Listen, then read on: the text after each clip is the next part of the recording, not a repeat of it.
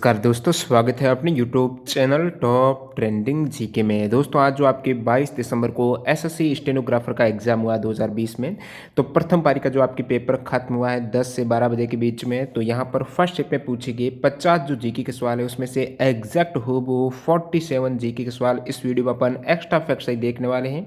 आपने बहुत से चैनल पर देखा होगा, वीडियो इसलिए डिले हो रहा है क्योंकि अब रियल और आप देख सकते हो लगभग सभी सवाल मिल गए हैं। इतने सवाल आप किसी भी चैनल पर नहीं देखे होंगे आपने, और इसलिए वीडियो डिले हो गया। तो इस बात पर लाइक करते हुए वीडियो को कंटिन्यू कीजिए। और ये सभी क्वेश्चंस 100% रियल और ऑथेंटिक है। इसकी पीडीएफ फाइल आपको फर्स्ट प्लस सेकंड शिफ्ट की आज जो 2 शिफ्ट है उसको मैं कंबाइन करके टेलीग्राम चैनल पर डाल दूंगा, जिसके लिंक डिस्क्रिप्शन बॉक्स में है। किसी भी कैंडिडेट ने ज्वाइन नहीं किया तो जरूर ज्वाइन कर लेना।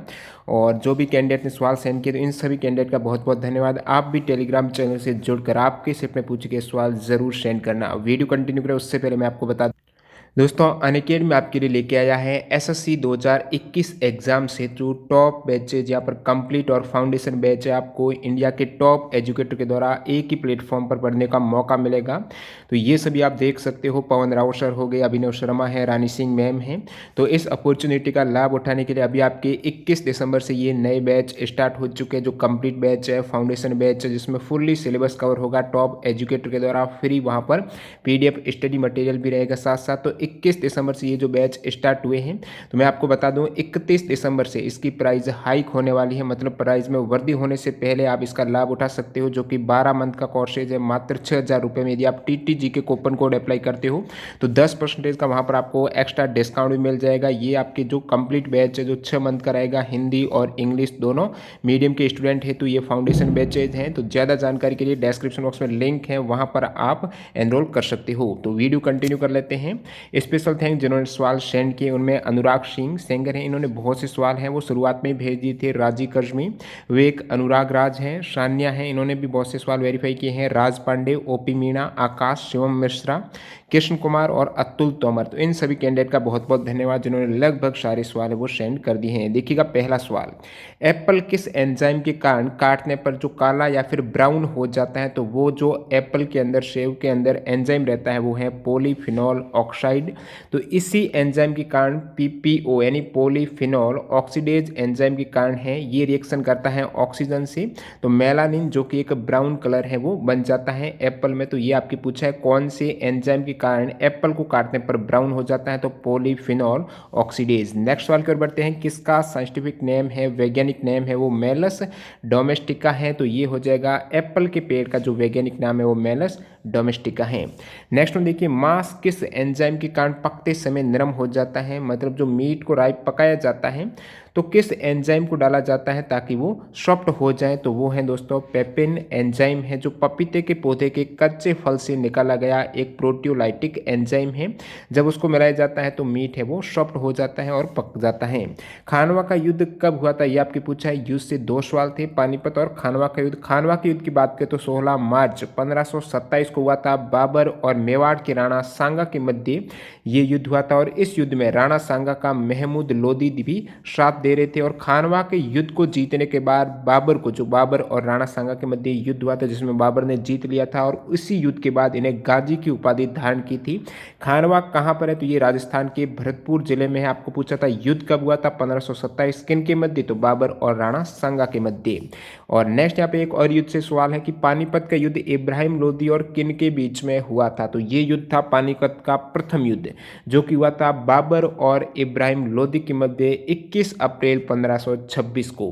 पानीपत के टोटल 3 युद्ध हुए हैं। पानीपत का दूसरा युद्ध हुआ था 5 नवंबर 1556 को। बैरम खां जो कि अकबर के सेनापति और हेमू जो आदिल शाह सुर का सेनापति, इनके मध्य हुआ था द्वितीय युद्ध। तृतीय युद्ध हुआ था 1761 में मराठा और अहमद शाह अब्दाली के मध्य।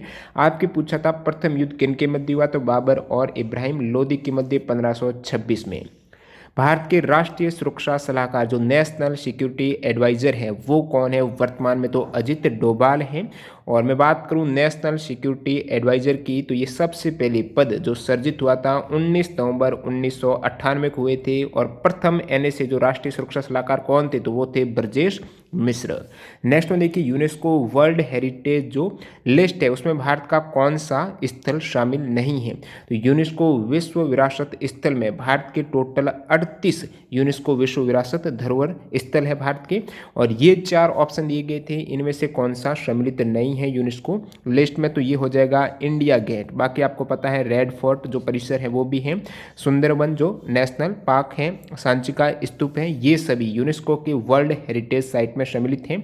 टोटल 38 साइट में जो सबसे नया साइट है वो 2019 में पिंक सिटी जयपुर को किया गया था। इससे पहले 2018 में यूनेस्को साइट के अंदर विक्टोरियन गोथिक और आर्ट डेको असेंबल मुंबई को ऐड किया गया था। 2017 में ऐतिहासिक सिटी अहमदाबाद को और 2016 में नालंदा कंचनजंगा नेशनल पार्क, वास्तुकला कार्य लेक आर्बुशियर चंडीगढ़ को शामिल किया गया था। सबसे पहले सवाल आ जाए, सबसे पहले यूनेस्को वर्ल्ड हेरिटेज साइट में कौन से स्थल को, भारत के स्थल को सम्मिलित किया गया था, तो अजंता की गुफाएं, एलोरा की गुफाएं, आगरा किला, ताजमहल, ये 1983 में शामिल हुए थे।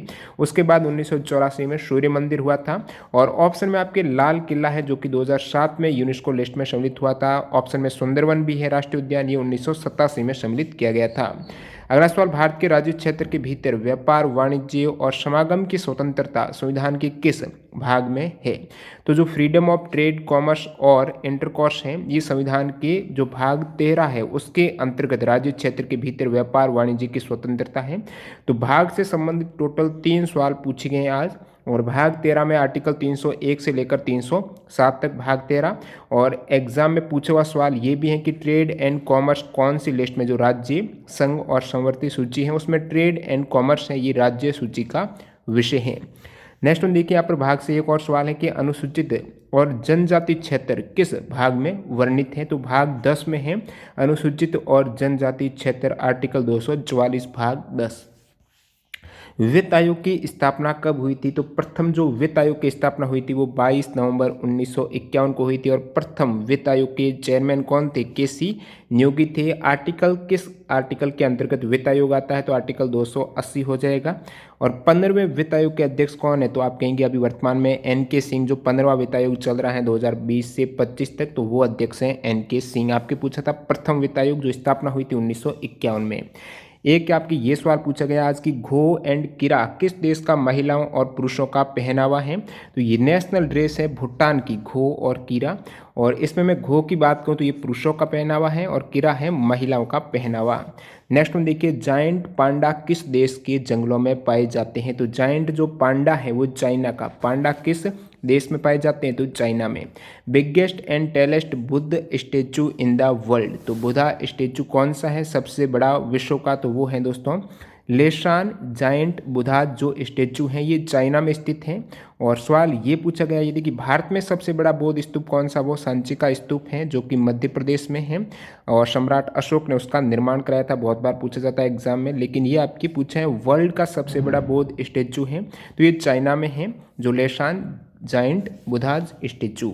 तुंगभद्रा किसकी सहायक नदी है, इसके साथ साथ 2 और नदी का भी नाम था और तुंगभद्रा भी था, तो ये कृष्णा नदी की सहायक नदियाँ हो जाएगी। तुंगभद्रा की बात करें तो ये कर्नाटक, आंध्र प्रदेश और तेलंगाना राज्य में बहती है, कृष्णा नदी की ट्राइब्यूटरी हो जाएगी। नेशनल इंडियन कांग्रेस के संस्थापक, जो नेशनल इंडियन कांग्रेस है इसके संस्थापक कौन थे, महात्मा गांधी। 1894 में इसकी स्थापना की गई थी, नेशनल इंडियन कांग्रेस पार्टी की स्थापना। अगला सवाल देखिए, स्वयंभूनाथ स्तूप कहाँ पर है, तो स्वयंभूनाथ जो स्तूप है ये काठमांडू नेपाल में है, जो कि काठमांडू नगर के पश्चिम में एक पहाड़ी पर स्थित एक प्राचीन बौद्ध स्तूप है। स्वयंभूनाथ स्तूप पूछा था नेपाल में।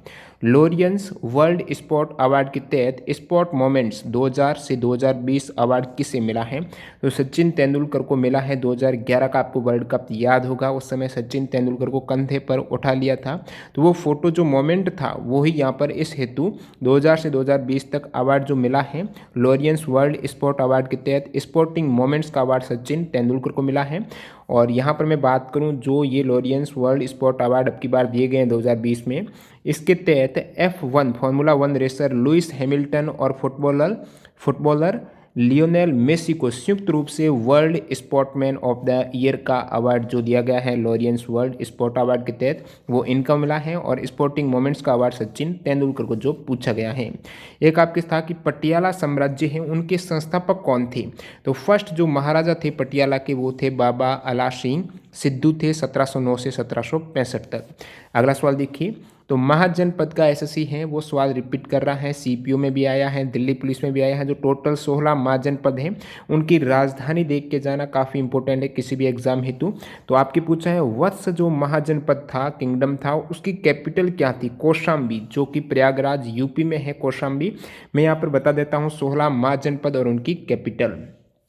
काशी की बात करें तो वाराणसी, कौशल की बात करें तो श्रावस्ती, अंग की बात करें तो चंपा हो जाएगी, चेदी की बात करें तो इसकी राजधानी शक्तिमती, वत्स जो आज आपकी पूछा है कौशाम्बी, कुरु की राजधानी इंद्रप्रस्थ हो जाएगी, पांचाल की अहिस्त्र और काम्पिल्य हैं, मत्स्य जो महासंपद है इनकी राजधानी विराटनगर है, सुरसेन की मथुरा, अश्मक की पैठान या फिर इसे प्रतिष्ठान पोतन पोटिल भी बोल सकते हो, अवंती जो महाजनपद है उसकी राजधानी उज्जैन, गांधार की तक्षशिला, कंबोज की बात करो तो हाटक, वज्जी सवाल पूछा हुआ एसएससी के द्वारा, वैशाली हो जाएगी कैपिटल, मल की राजधानी कुशीनगर है, मगध की है सवाल पूछा हुआ है गिरिव्रज राजगृह।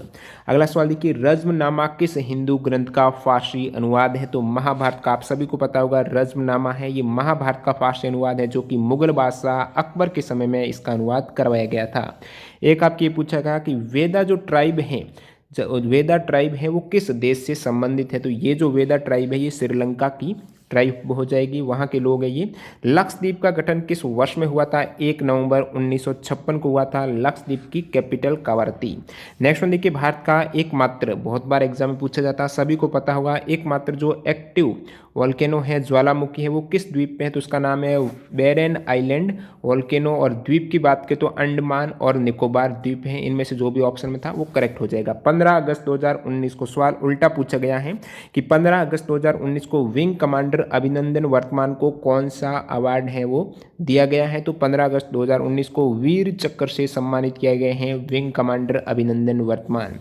नेक्स्ट में देखिए, क्वाशी-ऑर्कर रोग सभी को पता होगा किसकी कमी से होता है। तो ये होता है दोस्तों प्रोटीन की कमी से। कुपोषण जनित रोग हैं जैसे मरासमस हो गया, क्वाशी-ऑर्कर हो गया, ये दोनों ही कुपोषण जनित जो रोग प्रोटीन की कमी से होते हैं।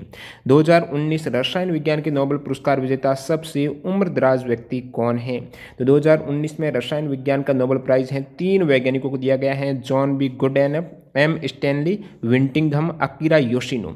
इनको लिथियम आयन की बैटरी के विकास के लिए ये अवार्ड दिया गया। इसमें पूछा है अवार्ड जो रसायन विज्ञान का इन तीनों को दिया गया है, लेकिन सबसे उम्रदराज जो रिकॉर्ड है वो 97 वर्षीय जॉन बी गुडेनफ है, जो किसी भी क्षेत्र में नोबेल पुरस्कार अब तक प्राप्त करने वालों में सबसे ज्यादा उम्र के व्यक्ति बन गए हैं। नाम है जॉन बी गुडेनफ। प्रार्थना समाज की स्थापना किसने की है। तो आत्माराम पांडुरंग ने की थी 31 मार्च 1867 को बम्बई में। ब्रिटेन की महारानी की कानूनी सलाहकार कौन है, एसएससी के द्वारा रिपीटेड सवाल हो जाएगा। हरीश साल्वे हैं ब्रिटेन की महारानी के कानूनी सलाहकार। और ब्रिटेन की महारानी हैं जो अभी एलिजाबेथ द्वितीय के कानूनी सलाहकार की लिस्ट में हरीश साल्वे को भी सम्मिलित किया गया है। अगला सवाल देखिएगा, गर्म पानी ठंडे पानी की बजाय जल्दी से फ्रीज हो जाता है। तो यहाँ पर ये फैक्ट है कि जो गर्म वाटर होता है और ठंडा वाटर है दोनों को यदि आप फ्रीजर में रखेंगे तो सबसे पहले गर्म पानी है वो बर्फ़ में कन्वर्ट हो जाएगा। जो जल्दी गर्म पानी फ्रीज हो जाता है ये कौन सा प्रभाव है। तो इसे बोला जाता है पेम्बा इफेक्ट। तो पेम्बा इफेक्ट एक ऐसी प्रक्रिया है जिससे ठंडे पानी की तुलना में गर्म पानी ज़्यादा तेज़ी से जम जाता है, फ्रीज हो जाता है। इसकी खोज की थी एरास्टो पेम्बा ने, इसलिए इसकी खोज के नाम के कारण 1963 में जो खोज हुई थी और नाम पड़ गया पेम्बा इफेक्ट। बिकमिंग पुस्तक के ऑथर, रिपीटेड सवाल सभी को पता होगा, मिशेल ओबामा है बिकमिंग बुक्स की ऑथर। भारत गणराज्य का संविधान देखिए सवाल ये पूछा गया है कि जो अपन संविधान दिवस मनाते हैं वो कौन सी डेट को मनाया जाता है। तो ये 26 नवंबर को मनाया जाता है और इसी दिन संविधान बनकर तैयार हुआ था 26 नवंबर 1949 को। और सबसे पहले जो संविधान दिवस मनाया गया था वो 2015 में, जो कि 125वां जयंती वर्ष था डॉक्टर भीमराव अंबेडकर का, जो संविधान की प्रारूप समिति के अध्यक्ष रह चुके थे। और 26 नवंबर 2015 को पहला संविधान दिवस मनाया गया है। तो ये संविधान दिवस की डेट आपको पूछी थी। और उसके बाद 26 जनवरी 1950 को अपना संविधान लागू हो गया। नेक्स्ट वन देखिए, जो ईडी है यानी हिंदी में बोलूँ तो मैं प्रवर्तन निदेशालय है, उसकी स्थापना कब हुई थी? तो 1 मई 1956 को ईडी की स्थापना हुई थी। ये कौन से विभाग के अधीन आता है? तो वित्त मंत्रालय के अधीन एक जांच एजेंसी है जो भ्रष्टाचार जांच की एजेंसी हो जाएगी, जो प्रवर्तन निदेशालय हो जाएगा। और इसका मुख्यालय कहाँ पर है? तो नई दिल्ली में है। और इसके टोटल 5 रीजनल ऑफिस भी हैं, मुंबई, चेन्नई, चंडीगढ़, कोलकाता और दिल्ली में। वर्तमान में जो चीफ हैं, मुख्य कौन है ईडी के? तो वो है दोस्तों संजय कुमार मिश्रा। नवंबर 2019 में आए चक्रवात जो साइक्लोन आया था बुलबुल, नवंबर 2019 में, वो किस राज्य में तबाही मचाई थी? तो पश्चिम बंगाल में तबाही मचाई थी। अगला सवाल देखिए, किस देश के खिलाफ एक टेस्ट मैच में भारतीय ऑलराउंडर बापू नाडकर्णी ने 1964 में लगातार 21 ओवर मेडन करने का रिकॉर्ड बनाया है, जिनका हाल ही में जनवरी 2020 को निधन हुआ था। तो ये रिकॉर्ड बनाया था इंग्लैंड के खिलाफ। किन्होंने बनाया था? बापू नाडकर्णी ने, जो क्रिकेटर थे। इन्होंने कंटिन्यू 21 ओवर मेडन डाल दिए थे इंग्लैंड के खिलाफ। अगला सवाल देखिए, नेकचंद सैनी किस प्रसिद्ध गार्डन के शिल्पकार रह चुके हैं? तो जो प्रसिद्ध गार्डन है उसका नाम है रॉक गार्डन, जो कि चंडीगढ़ का प्रसिद्ध रॉक गार्डन है। उनके शिल्पकार थे नेकचंद सैनी।